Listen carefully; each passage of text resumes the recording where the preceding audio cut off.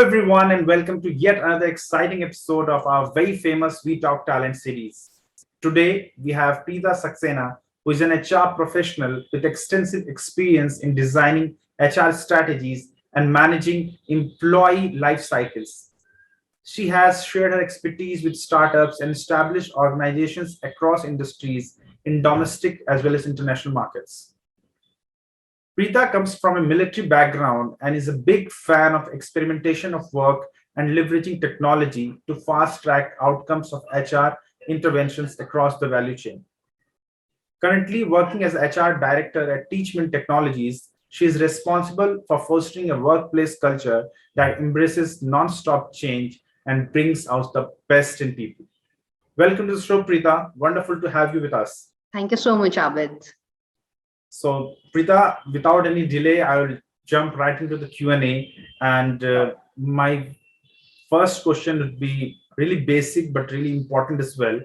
I would like to know your views. According to you and your industry demands, what type of skills shortage do you think is causing the talent war?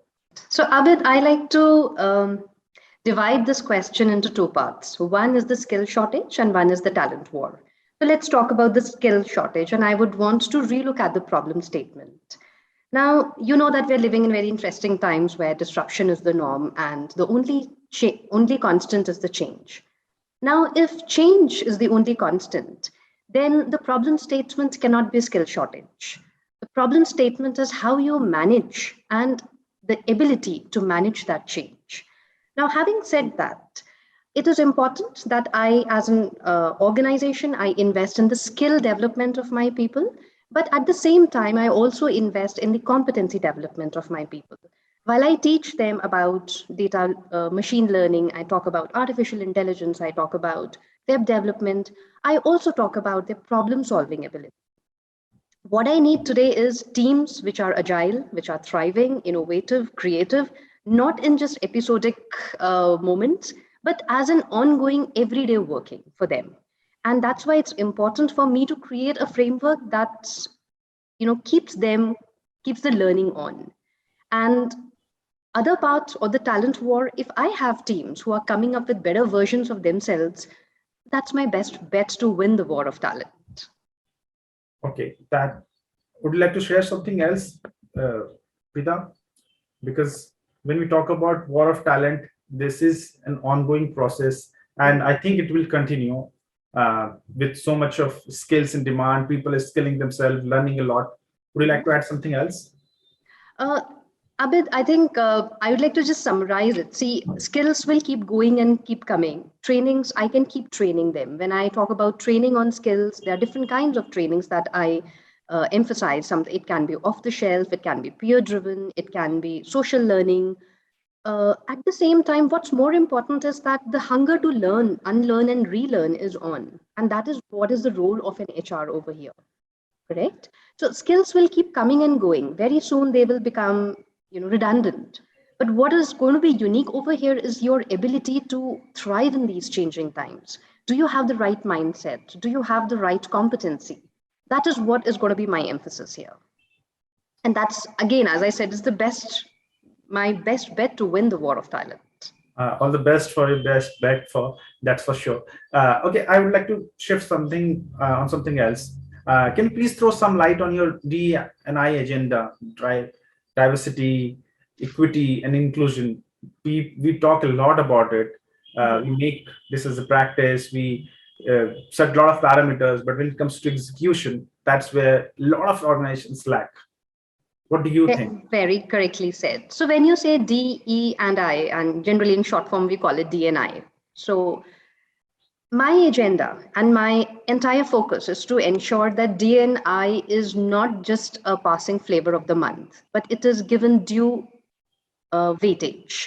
It's treated explicitly as a business imperative.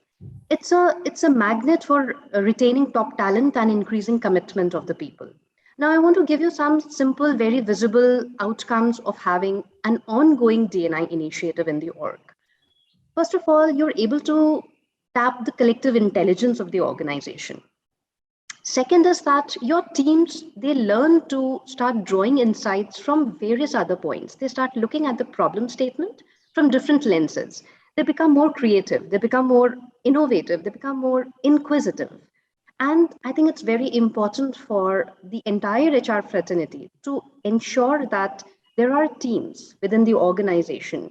They are comfortable discussing differences, they're comfortable engaging with employers coming from different backgrounds, and have tough conversations, yet come out with productive outcomes.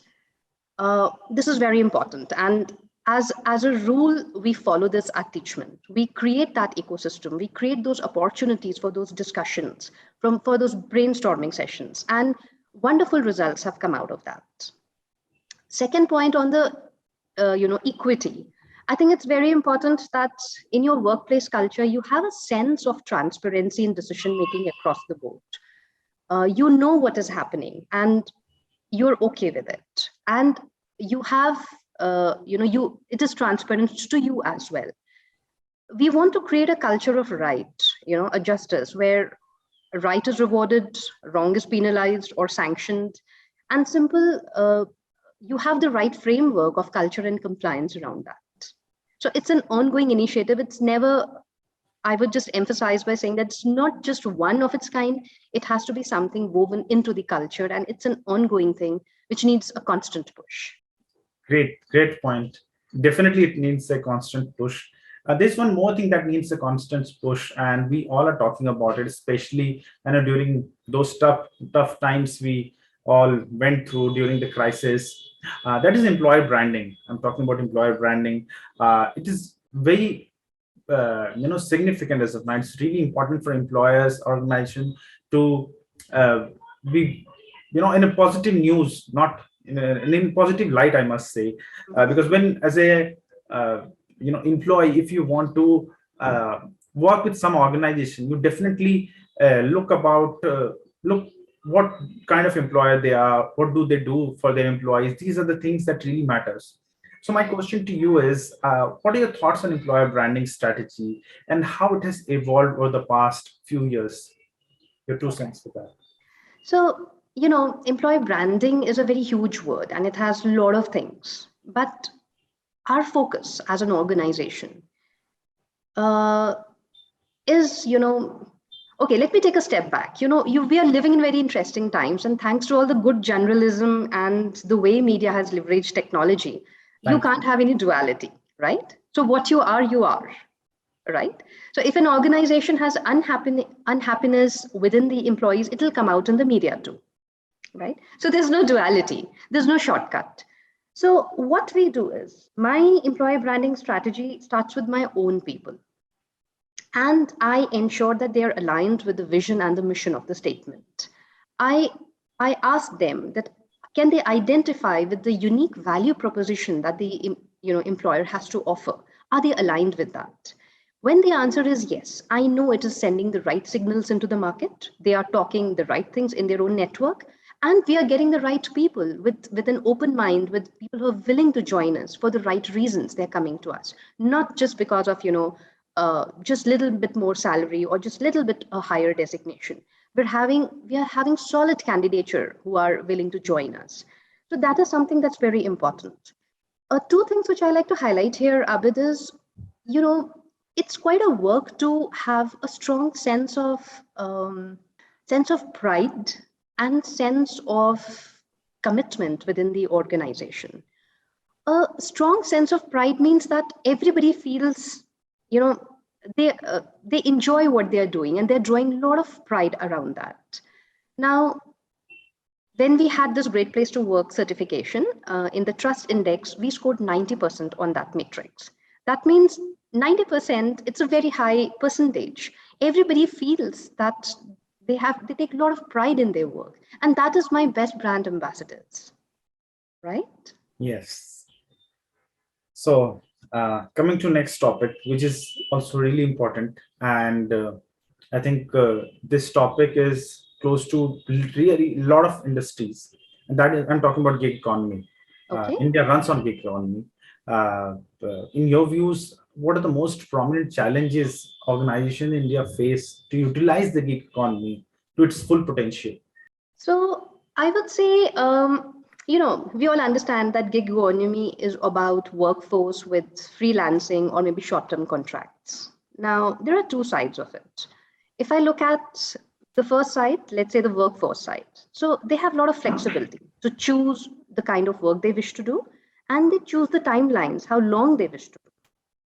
On the other side, the businesses, they also have flexibility because now they have flexibility of not being dependent on a certain set of people to get the work done without having to worry about the social security cover. One of the important points over here is when I talk about gig economy is also the level of skill. Now, let's look at the semi-skilled workers. And there is a huge lot of gig economy which is triggered by platform technologies. So if there is high demand on various platforms, right, like all the platforms, there are chances that all the workforce which are present, they'll get a job.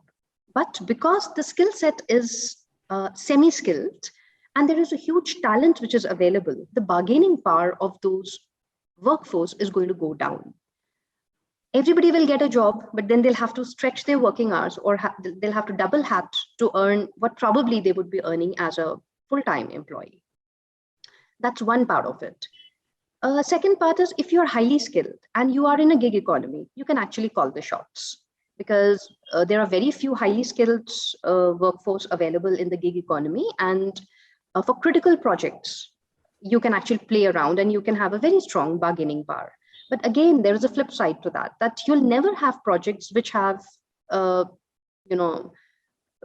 projects which have high confidentiality or which have IP rights. You'll never have those projects to work upon. So there are pluses and minuses on both the sides. But what I recently liked about Niti Aayog's recommendation on gig economy is that to have skill development and social inclusion of that workforce. Exactly. And come up with something like an entire framework for the code of social security. Yes, like Niti Aayog also pointed very rightly, social inclusion and upskilling of any worker, maybe Right. in-house or we are talking about freelancers or consultants. It's really, really necessary because at the end of the day, this will impact your company, your revenue, your employee experience. Coming from gig economy to another important aspect of the Indian workforce, we are talking about Gen Z. And you're smiling a lot. Why is that? So we do have Gen Zs and Yes, we we love do them. have Gen Zs. And I was watching a video where it mentioned, I'll just brief it, that earlier generation where they were looking for good salary, Mhm. okay, job security. These were the two prominent things. But when Correct. we come to Gen Z, they are more into experience. Mhm. What kind Which of is right. employee experience you provide, what kind of skills you provide, what kind of environment, what kind of work environment is in your office. So these things do really matter. So what is your take on the new generation, Gen Z, and entering the workforce, and how do their expectations differ from those of previous generations? What are your thoughts? Sure. Let's understand that there are people at the end of the day, right? So Yes, let's not discriminate too much. But yes, they do come with different types. See, Gen Z is, by and large, they're more vocal about their needs and they are not afraid to challenge the status quo, which is a exactly. good thing. Which is very good because it gives HR a pushback to come back with world-class policies, flexibility, developmental plans, and a lot more, right? So in a way, it's a good thing to have that kind of a mindset in the ecosystem. At the end of the day, I feel that Gen Z is looking for a workplace which gives them a sense of community, that they can brag on social media at the end of the day, right? That's what they're actually looking at. So to give them that sense of community, what really works at Teachmint is that we give them clear visibility of what they are working, how it adds value to the overall business objectives. When they are able to see the kind of value addition their work is doing, they get interested and they remain motivated to complete the task, right? Now, they're also looking at supportive leadership. While by supportive leadership, what I mean is that they don't want to be told what to do, but if they can be nudged to think better, that really helps. So at Teachment, we have this concept of learning culture, right? Where managers play the role of coaches, and instead of judging their team members, they're nudging them to think better. And I think with this, we strike the right balance, having them motivated and focused on the goals. Okay, we spoke about employer branding, we spoke about Gen Z, gig economy, T&I. Now I have one last question. It's a bit personal question. Being an Air Force wife, recently I was reading that Air Force wives were in the news for creating a Guinness World Record for knitting 42,000 caps for homeless children. Being an Air Force wife, could you share more details about it? I like to start by saying that it's an honor and privilege to work with the First Lady of the Indian Air Force. My deepest regards to Mrs. Chaudhary, wife of Air Chief Marshal Vivek Ram Chaudhary. Under her leadership, which is very charismatic and visionary, she's committed to give back to the society. And she keeps the entire ecosystem very, very charged with a lot of initiatives around women empowerment, supporting the underprivileged, and supporting the education initiative for children across the country. And in her leadership, we also support a lot of NGOs. We reach out to women in need. We reach out and give counseling support services also to a lot of women across the country. So as it happened, we entered into Guinness Book of World Records for creating the maximum number of hand-woven caps. Now, the challenge here was to have these caps hand-woven with exact measurements, with team members who are spread across the country. So a lot of collaboration, a lot of getting together within timelines, supporting each other. And it's a skill which is not very, very prevalent. It is a dwindling skill. And getting back into the mainstream was tough. So many of us had to learn it, actually. Now, there are a lot of leadership lessons out of this. And kudos to Mrs. Chaudhary for this. And my takeaway is that if you keep your teams in high spirits and demand world-class execution, magic happens. So I like to repeat or it. You already knew it. See, sometimes you already know it, right? As a leader, you have to keep your teams in high spirit. You have to demand world-class execution. But to experience it all over again and to see the magic happening again, I think it's been great. And sometimes you need that reinforcement. And it's a great corporate leadership lesson. Thank you so much, Preeta. Thank you so much for taking out time and talking to us. So I really enjoyed hosting you and Likewise. learning from you a lot, because some of your answers, what you said about employer branding, what you mentioned about gig economy, Gen Z, I have noted it down, and hopefully it will help me. And thanks a lot. Thanks once again. Thanks a lot, and thanks the entire team. It's been an honor to come on board and have this conversation. Thank you so much. Thank you so much.